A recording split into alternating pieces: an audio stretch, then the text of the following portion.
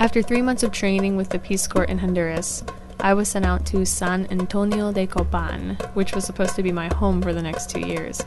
I have to admit, I was really scared. San Antonio was far away from the friends that I had made, and also known to be a very violent place. Maybe not the scariest place I've ever been, but close.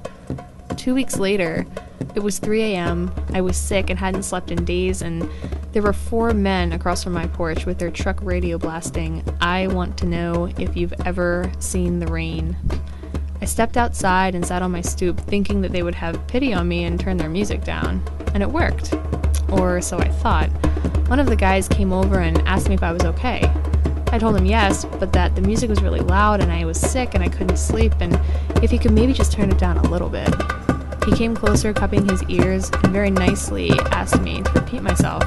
I did. And this time, his answer was to pull out his pistol, point it at my forehead, and say, "How about I put a bullet in you instead?" That part I remember like it was yesterday, but the rest I've never been able to remember at all. The next thing I knew, I was in my house, the door was locked behind me, and the room was spinning a little. That was the last night I spent in San Antonio. The next morning, I was moved to a town on the other side of the country called Valle de Angeles, or Valley of the Angels, where I would spend the next 2 years. For me, the town completely lived up to its name. I met several angels there, and I was reunited with some angels I already knew. It was filled with some of the most peaceful and joyous moments in my life.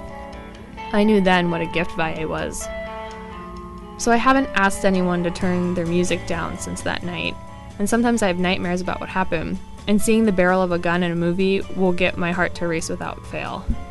Maybe things happen for a reason, or maybe they don't, but out of all of the things that I might do differently over those 2 years I spent in Honduras, going outside that night in San Antonio and asking some cowboys to turn their music down would not be one of them.